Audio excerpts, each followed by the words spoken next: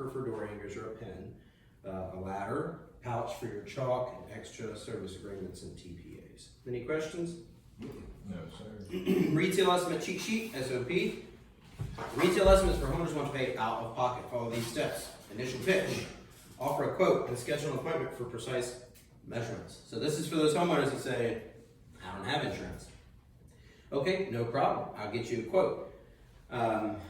Suggest times for their convenience. Give 2 choices always if you're trying to schedule an appointment with them. What you need to do is get measurements and then get pricing and then come back to them Usually we don't give a price right there on the spot if we don't have those measurements. You can measure a roof yourself. It is doable. I don't train that always. I should probably train that a little bit more, but I don't train that. Creating retail contract.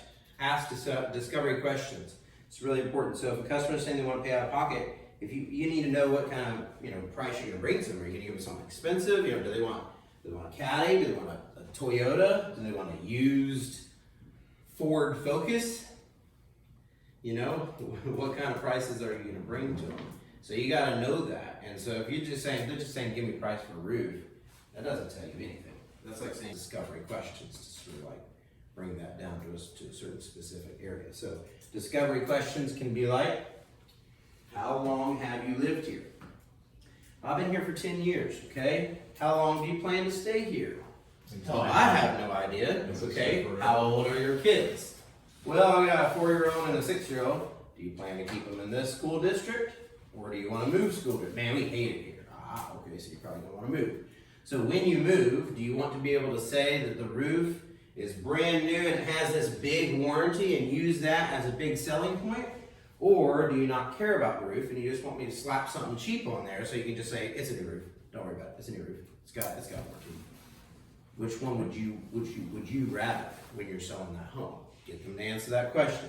You're starting to get them into where are you going to be placed at, right? If they say, no, I want everything to be amazing. I want to have warranties on everything. When I sell it, it sells fast. Okay, so now you can even push for that golden pledge warranty. You can get them to something real special.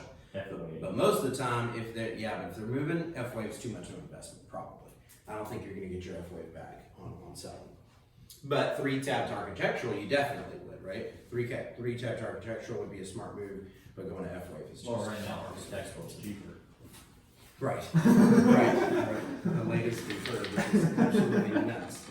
Okay, so those discovery questions will help you when you come back with the price, right? So make sure to ask those. It's number 1 for a reason. Ask those discovery questions to determine what you should even think about offering them. 2, create a lead and AccuLinks, move it to lead, replace, estimating. That will automatically trigger an Eagle View being ordered. If it doesn't, message a supervisor within 2 hours, because sometimes we do change who gets those requests. So message a supervisor within 2 hours if you don't get that Eagle View order after you move it into that very specific lead category. But don't message anybody if you haven't done step 2, which is move it into that category. When you move it in that category, it automatically sends a task out to get that Eagle View in. Number 5, calculate squares with 10% waste and multiply it by your regional price per square. Your manager typically always will have your regional price per square. It's usually somewhere in the range of 400, 450, 500, something like that. All the way up to if you want to get the fancy stuff, all the way up to $1,500 a square, $2,000 a square, things like that. I was going to say, I've heard gold. All right. So calculate squares. So 10%, the 10% waste is, so after you calculate the square footage of the house, typically, you have a base. Let's see, I'll show you the footprint of a house real quick. I need you to understand this concept of how you calculate things, okay? So here's the footprint of the house, let's say. This is not the roof, that's just the footprint of the house. So this is like interior rooms, things like that. There's a door just to make it kind of, what we're looking at here. There's a couch, here's another couch, here's the kitchen. There's like a stove here. Okay. All right, so this is the footprint of a house. Let's say it's a 2,000 square foot house. Well, first off, that would be, if you move the decimal points, 20 square house. 2,000 square foot equals 20 squares. because a square is a 10-foot by 10-foot section, right? So 2,000 square foot house is a 20 square house. However, you didn't account for the extra stuff on the roof. The roof has eaves, right? So there's a little extra portion right there that we didn't account for. So that's probably another at least 100 square feet. And then once you actually put the roof on, the roof is sloped. It's not flat, it's sloped. So if I do this and then I raise up for a slope, look at the hole. There's a lot of extra here. So that's the slope factor, the pitch factor. There's more there than just this square footage. So if somebody says, I have a 2,000 square foot house, you can't just say, okay, 20 squares, perfect. 20 squares times the price per square. No, that's a mistake, big mistake. You have to calculate for this pitch first and all this extra right here. So you don't need to take notes on this. Well, you can. But what I was gonna say is you don't need to take notes on this because we'll show you how to do it later on, but I want you to understand the basic concept. So you start with the square footage of the house, but then you need to multiply it by a pitch factor. And the pitch factor for an average house is 1.116. All right, so can somebody run that calculation for me? 2,000 times 1.116. 2,000 times 1.116.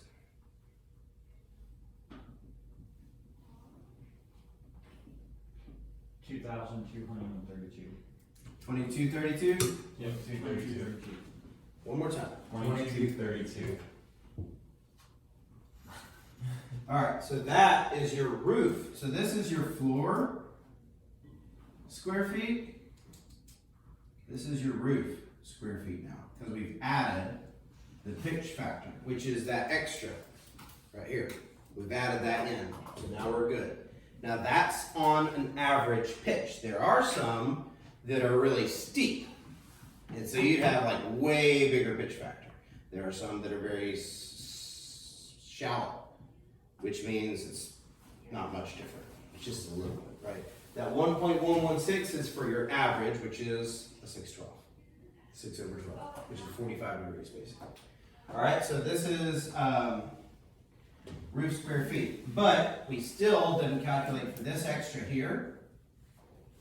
And also, when you're shingling here, you don't just bring your shingles right over that hip. You cut them, and then you take this and you throw it away. That's called waste. So you always have to add a waste factor in addition to your pitch factor. So your waste factor is 10%. So 1.1. So somebody take 2232 and multiply it by 1.1, please.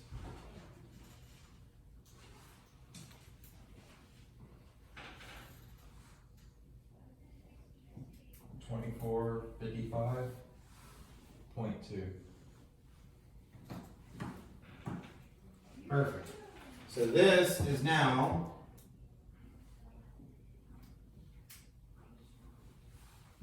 your roof square feet with waste. So this is the good number that you need to price your roof off of. So you take this decimal point and you move it over twice, and your roof is increasing that 5, averaging it out, it's 25 squares. So this roof is a 25 square roof.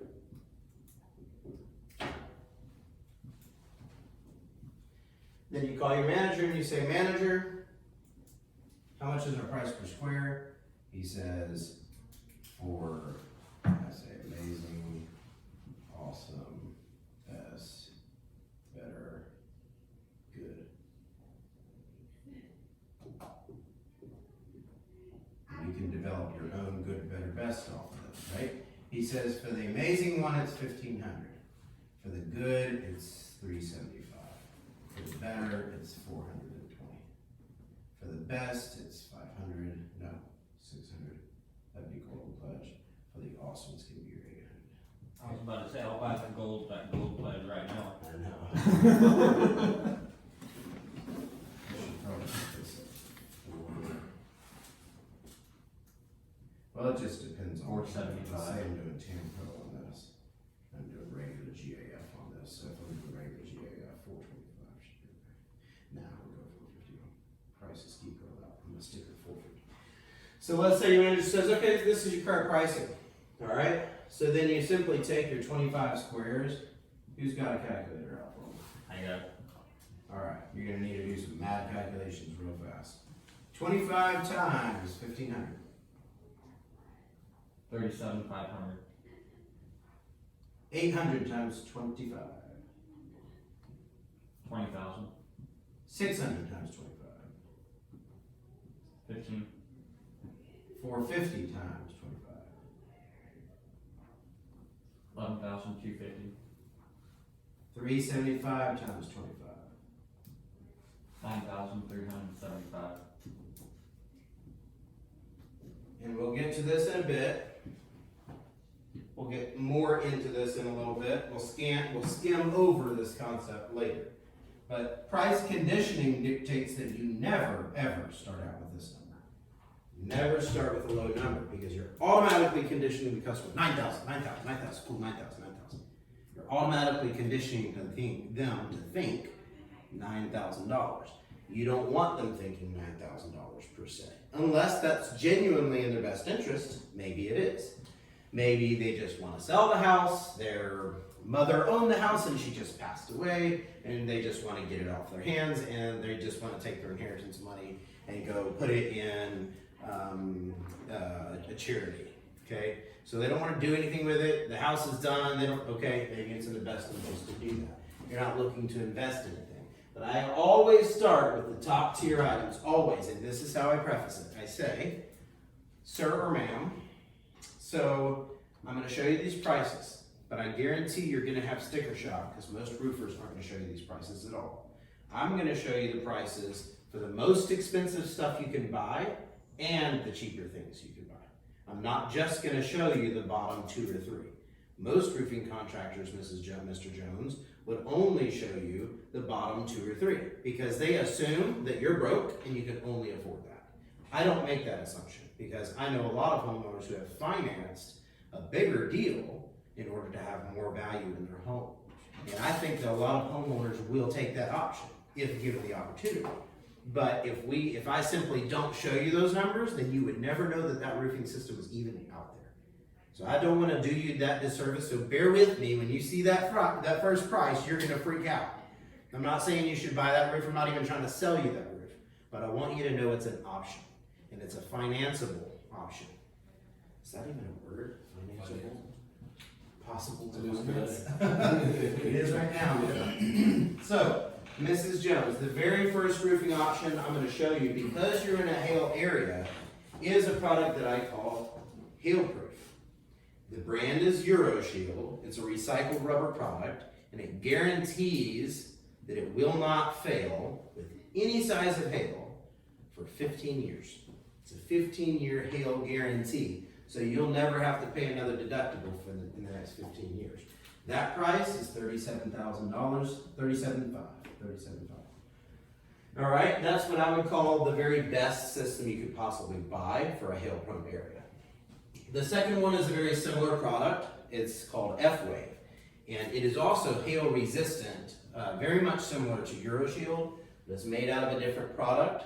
It's a plastic product. It's a thermopolyolefin product, which means it's designed to resist UV better than any other plastics on the market. So yes. Do you want me to bring in a sample of that for you?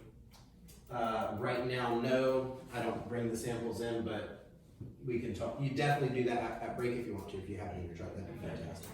Just for time. I'm a little pressed for time.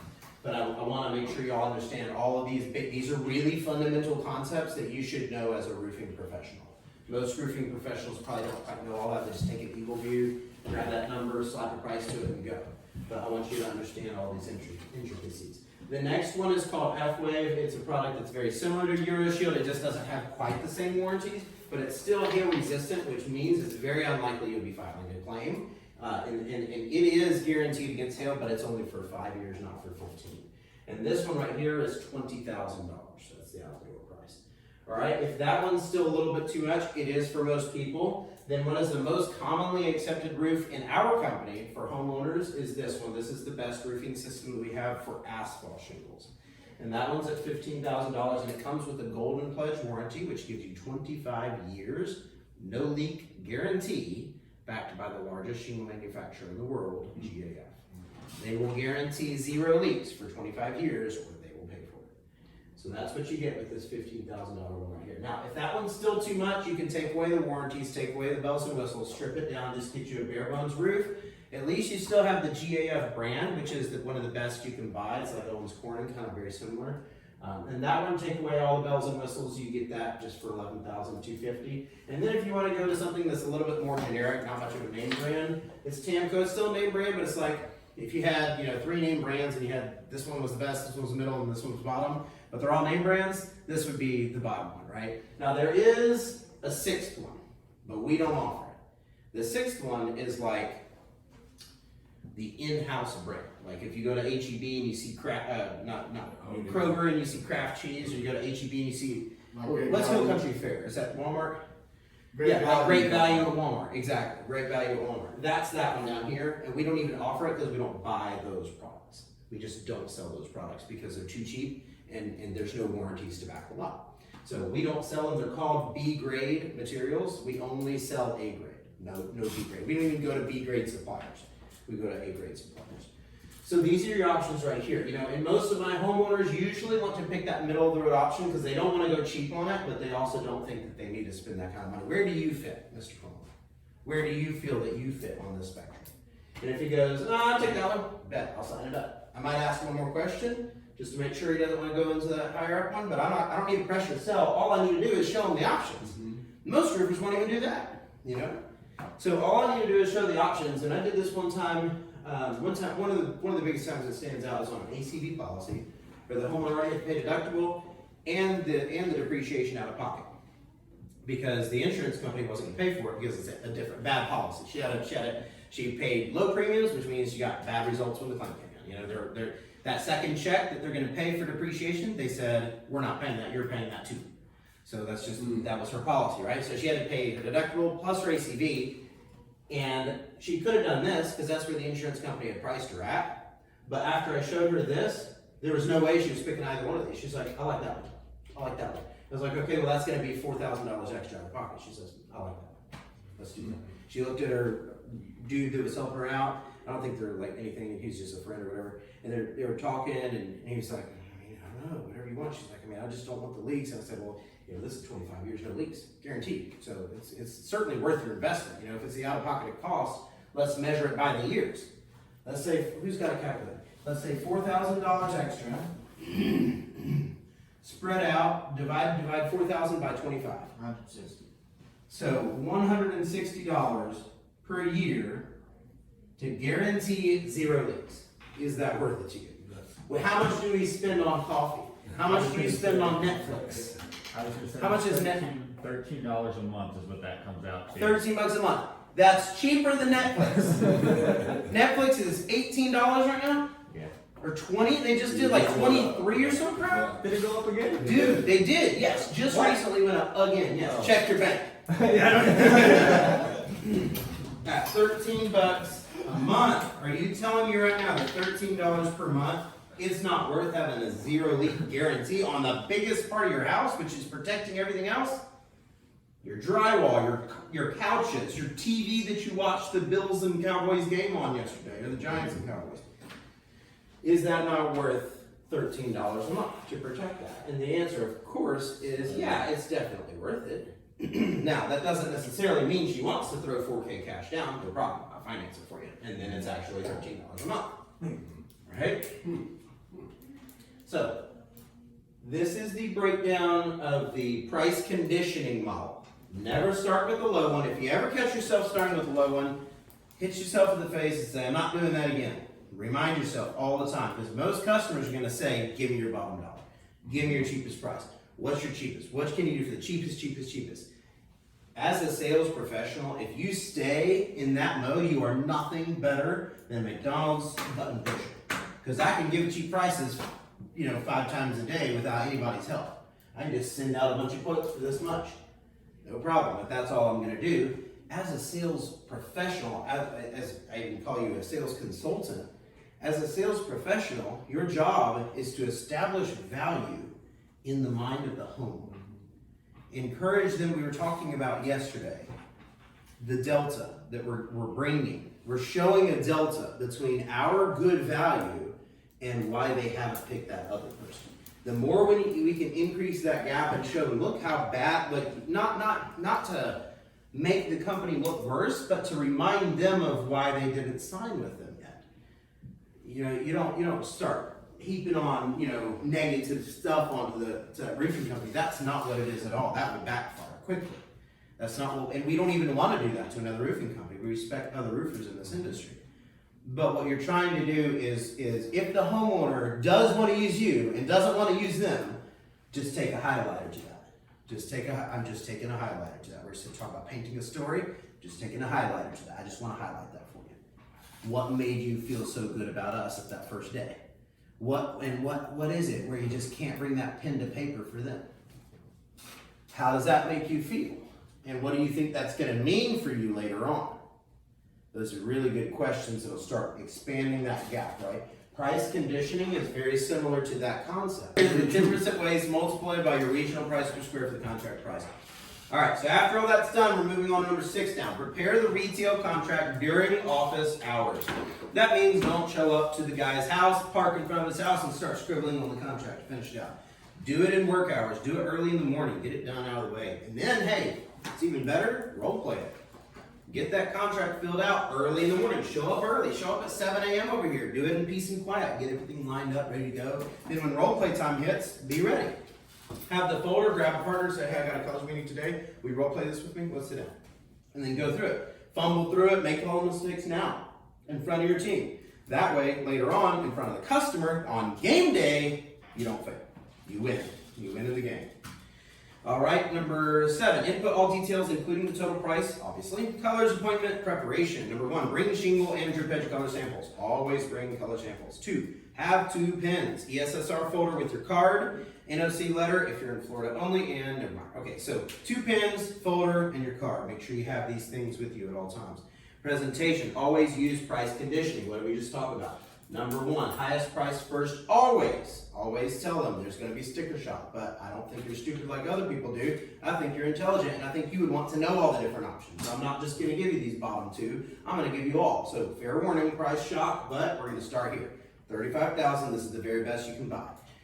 You can play with this, by the way. You can do Euroshield and F-Wave, where you can throw in some slate, some rock quarry slate for, $70,000 if it's some super rich guy's house, right? Sir, this roofing system is $250,000, but it's the very best roof that anybody in this entire earth has ever gotten.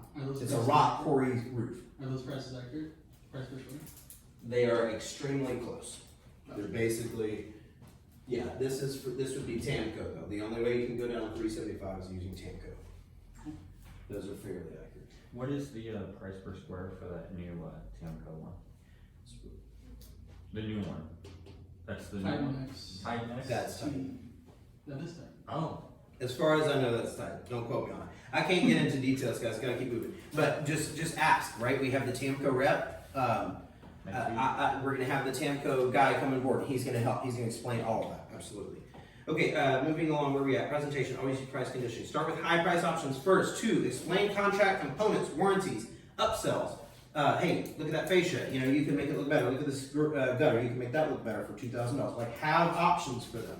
Some people want to improve their house, so have those options ready. Number 3, secure a 50% down payment. Request a waiver if needed. Okay, we always get money down on contracts. Always. There's many roofing companies out there that be like, oh, we don't need money. We don't need money. We'll just build it. We don't need money. Clearly, those people have never been through what we've been through. 35 years in business, we've seen the gamut. We've seen people sign contracts that are not the owners. They get a new roof, they're renters, get a new roof, and they don't pay a penny. And we can't chase them because they own the house, so it doesn't matter. So we avoid these bad situations by having certain principles. Now, reps, when they come in, sometimes like, well, yeah, but so-and-so doesn't ask for down payment. How can we compete? Well, compete by being a professional. Use the words. Explain to them why we ask for a down payment. And if they are a really great customer, and you've checked their driver's license and it checks out against the house, they're the owners, everything's great, they're super wealthy, they just really never pay down for something like that. You can always ask, hey, can we skip the down, can it be like, at material drop instead or something like that? We can make those things happen, but as a general principle, money down, always. That's very easy when it's insurance. The way I teach you on insurance, if you fail the way I teach you, yeah, you're gonna struggle with payments all the time. But if you listen to what I say, especially when I come up on the bird dog the check section, if you listen to me, customers will be handing you checks. They will be dying to give you the check. They want to give you the check because they don't want it in their hands. They want you to have it because you have to set yourself up as a professional. They will kill to give you the check. So it's very, very important when we talk about that. So you won't have those troubles. So this 50% down thing isn't going to be an issue because you always get money down every time. Alrighty, reverting to insurance process, preferred. So if this is about retail. So if you're facing somebody that wants to do retail, it's best to try to convince them to go the insurance route. They may already have an insurance claim, but they want you to give them a price. I have an insurance claim. Just give me a price. Just give me a price. It's good to explain to them why it's in their best interest to go ahead and show their cards. Show me your insurance estimate, because I know how to work an insurance estimate. I have a supplementer in our office named Josh Hiller, who's going to look at that estimate and look at all the pictures that I took, and he's going to see what the insurance company missed. And he's going to take his time. It's his specific job, and he is paid based on how many items he can add in that were missed. So he is highly incentivized to scour every single photo you put in and make sure that that's in that system. So document every single possible piece of damage that you can find on that roof at the adjuster meeting, not on the first inspection, at the adjuster meeting. And put all that in, and Josh Hiller will pop that out in an estimate. So when the customer is saying, I just want an estimate, use these types of explanations to persuade them to go back to the insurance route. Look, I can give you an estimate. One of my best ones is, I'll give you an estimate right now. House about 30 squares, probably, sir, anywhere from 12 to 15 to 20,000. The insurance company's gonna pay you 12, they did, right?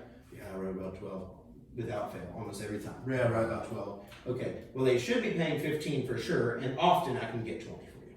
So, here we go. What do we say? Here's your 12.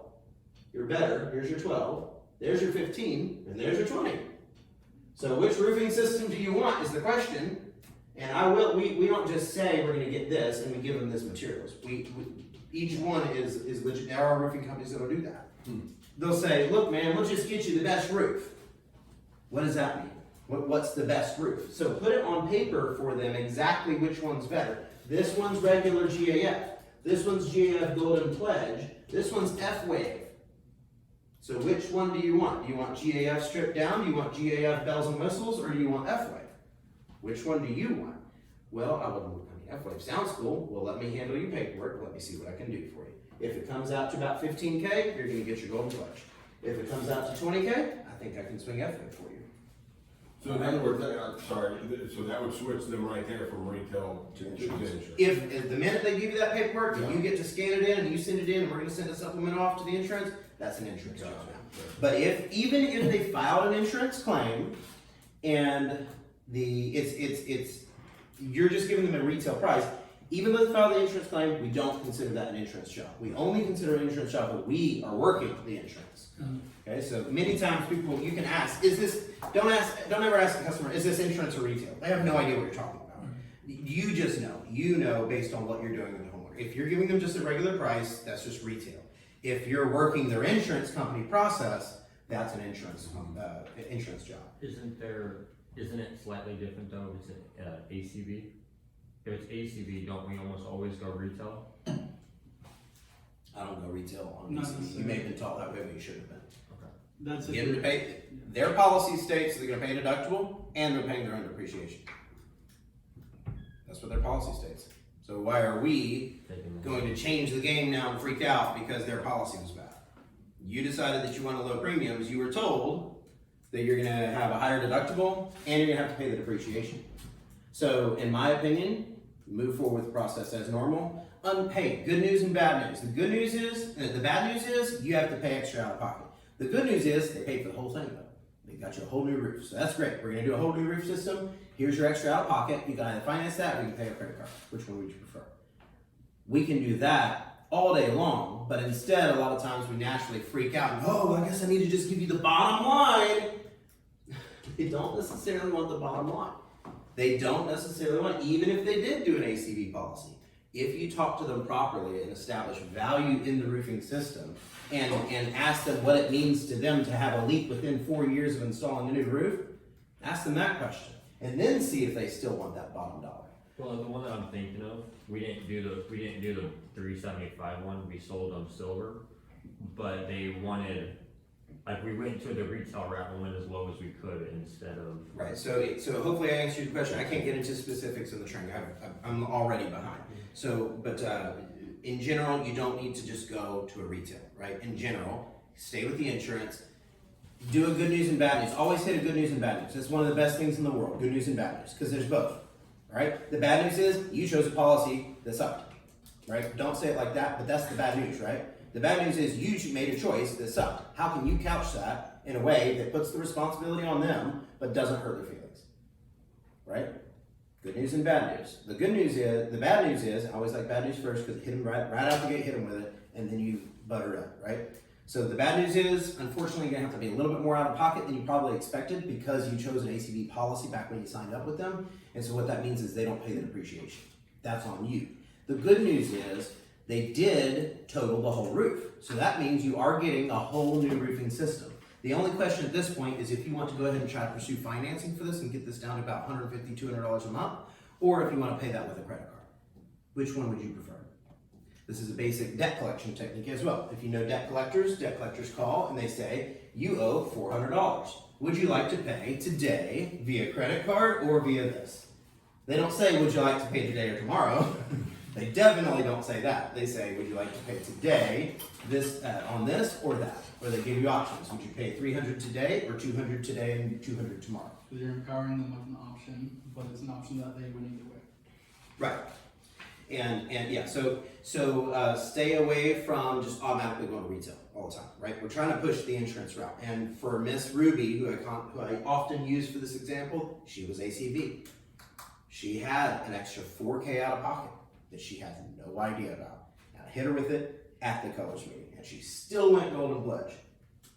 So she had a $3,000 deductible, $4,000 out of pocket, and $2,000 upgrade to golden pledge, or $2,500 probably, because I normally charge $2,500. And she ended up having to replace the decking out of pocket too. All of it out of pocket, and she's the first person that you would assume has zero money.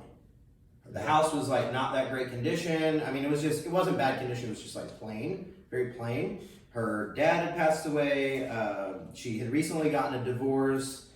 So maybe she had money from the divorce. I don't know. But I really do believe that this was a huge power reset, a frame reset for her.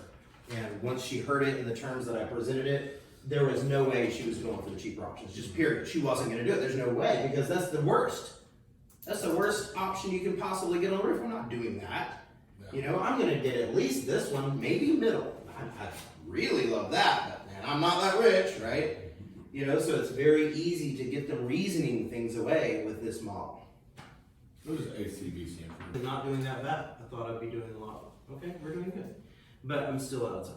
Okay, moving forward. Reverting to insurance process preferred. Explain that insurance pays more around such and such a square. Right? Hey, insurance could pay you upwards of this much. Why are you settling for this? 2, emphasize ESSR's expertise in handling insurance claims. We know what we're doing. Watch my inspection. It's going to be amazing. Watch how many pictures I'm going to take. I have like 200 pictures. Josh Hiller's going to scan those pictures. Or I'm going to upload adjuster scope notes. He's going to be able to compare that to the insurance estimate, and then we're going to send in all these modifications. Trust me to handle this process for you. If at the end of the day you feel like you could have handled it better than me, I'll bring you a $200 steak dinner, something like that. Whatever. Do a guarantee for me or something. Make a bet, right? Huh? Make sure you do it right. Yeah. Yeah, exactly. And by the way, Josh Hiller, he's amazing at what he does, but he's only as amazing as your job is done well. Right. If your job isn't done well, he's not even going to help you. He's going to forget it. Dude, the basics are required. Get the photos in, get the adjuster scope notes in. If you don't have photos and adjuster scope notes in, you shouldn't be trying to talk to Josh Hiller. He needs the information. He is a dude behind a desk. He's never going out to these properties. He's not going where you are. You have to paint that complete picture for him. Totally. That means all the big, what do you call them? Context. Overviews, the overviews, all the overview shots. And the close-ups and the context ones, which are halfways. There's a lot of different ones. We'll talk into it, but if you want your job to just, we're talking about careers and doing better and getting into leadership roles and getting you said getting a career, right? Talking about a better place for your family, safety. If you want to talk about that, then you need to learn these types of things. The intricacies of photo taking, right? Take some pictures, or let's talk about how to take pictures, right? One is so common. I'll take some pictures. Yeah, I think I got some pictures. The other one's like, yeah, but you got 0 that I wanted. Yeah, you have 40. I still can't give you an estimate. Sorry. Like they're all close-ups or they're all overviews. What can I do with that? On top of that, I was just gonna hit on when Josh tries to supplement and tries to get, let's say they only approve a partial and he's trying to get the whole thing bought. He's not only trying to see what's going on at that property, but he also has to try to explain it to a DA. Hurry up before they just come in here. Lucky to hear us. Yeah. All right, insurance without information. Ernie Smith and Sons can maximize claims with supplement knowledge. Page 38, number 1. Number 2, explain benefits such as more money on all trades in today's market rates. Highlight the supplements team's negotiation with insurance. Keep it concise and clear when discussing the retail estimate process and the option to switch to insurance. 39, unique selling position. Very, very important page. Unfortunately, I have to breeze through it because I am